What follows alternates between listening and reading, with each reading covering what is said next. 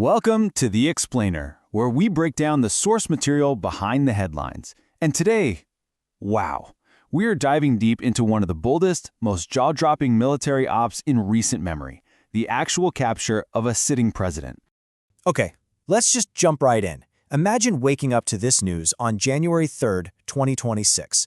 A sitting president of a sovereign country captured by another nation's military.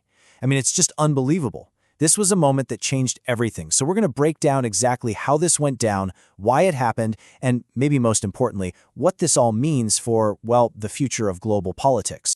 All right, so how on earth did this even happen? Well, if you look at the timeline of that day, you'll see this wasn't some slow-moving thing. No, this was a lightning strike, over in a flash. So it all kicks off in the middle of the night, right? 2 in the morning, local time, suddenly there are reports of explosions, of aircraft flying low over Caracas, and then, get this, just 3 hours later, it's announced on social media, mission accomplished. By that same evening, Nicolás Maduro is on U.S. soil, and he's not there for a meeting, he's a federal prisoner.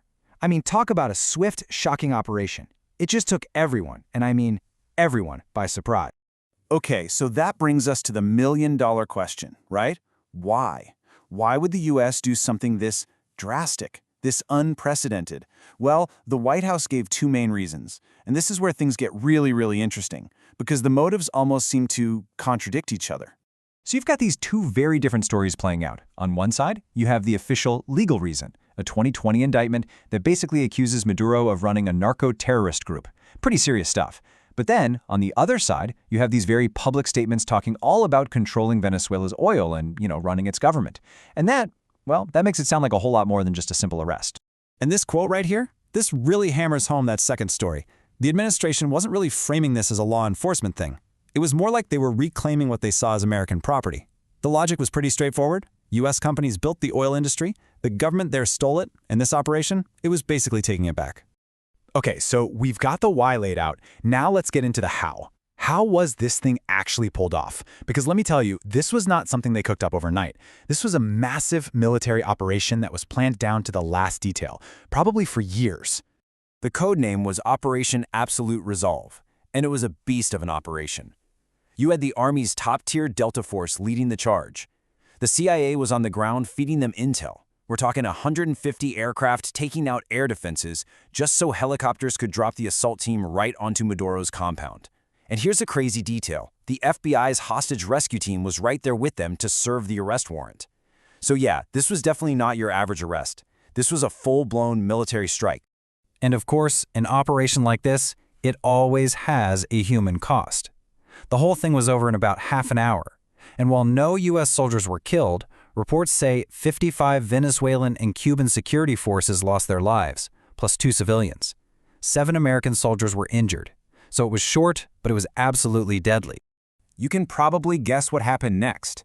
An operation this big, this bold, it sent massive shockwaves all around the globe.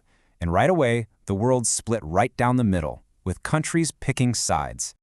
So in one corner, you had a whole bunch of countries just immediately condemning what happened. We're talking major players like Russia and China, but also key U.S. allies and neighbors. Brazil, Mexico, even Spain. Their message was loud and clear. This was a huge violation of international law. You just can't do this. But then, on the flip side, you had another group of countries that were actually celebrating. Nations like Argentina, Israel, Peru, they saw this as finally getting rid of a dictator who they felt was illegitimate and had caused a massive crisis. Chile's president-elect even went on the record calling it great news. So with the world totally divided, the United Nations itself stepped in, and they were deeply alarmed. The Secretary General's statement really hit the nail on the head. It captured the fear that so many countries were feeling, that this whole thing set a super dangerous precedent. A precedent that could mess up the whole region by basically saying, hey, national borders, they don't matter so much anymore. And that fear, that precedent, it all boils down to one central question that legal experts are still fighting over. Was any of this even legal? Now, to even begin to answer that, you have to look at the foundation of modern international law. It's called Article 2.4 of the UN Charter. Think of it as the core rulebook, and it's a treaty the U.S. signed and agreed to. It basically says you cannot use military force against another country, period. There are a few tiny exceptions like self-defense, but the main rule is no. So the big legal debate is, did Operation Absolute Resolve count as one of those rare exceptions? Well, the legal world exploded, and one of the most powerful responses came from the New York City Bar Association. They put out a statement that just tore apart the administration's legal arguments piece by piece. Okay, let's walk through what they said. First, the whole law enforcement argument. They called that a pretense, basically a flimsy excuse for regime change. And the idea of self-defense, they said, look, drug trafficking is terrible, but it's not an armed attack under the UN Charter. It just doesn't meet the legal bar for military invasion. On top of that, they pointed out that it probably violated the US Constitution, since only Congress can declare war. And as for the plan to run Venezuela, they called that what it is, an illegal military occupation. So this is where things get even bigger. The fallout from this operation wasn't just about Venezuela. Not at all, because the administration made it crystal clear this was not a one-off. They were framing this as the beginning of a whole new chapter in American foreign policy. They actually started calling it the Donroe Doctrine. It was a play on the old Monroe Doctrine from the 1800s, which was all about the U.S. having influence over the Americas. This new version was about reasserting total American dominance in the Western Hemisphere. And the capture of Maduro? That was just Act 1.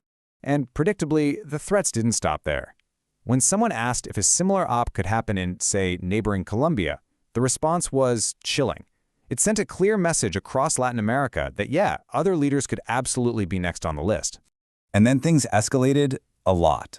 The talk shifted to Greenland, and this time it was targeting a NATO ally, Denmark. The administration brought back its idea of acquiring Greenland, but the tone was totally different now. You had top officials openly asking, hey, by what right does Denmark even control Greenland? And if there was any doubt, this statement from the press secretary erased it. They said straight up that using the military was always an option. Suddenly, this quirky idea of buying Greenland became a serious international threat. It was shocking to a lot of allies. And you can see the connection, right? The precedent that was set in Venezuela was now being pointed right at the heart of the NATO alliance. Which brings us to the big, fundamental question that this whole thing leaves us hanging with. Look, Operation Absolute Resolve, it was never just about capturing one guy. It was an event that shook the entire international system to its core. It basically redrew the map of global power. And it leaves us with this huge, unsettling question that we're all going to be grappling with for years. If one country can just decide to go in and grab the leader of another, what does sovereignty even mean anymore?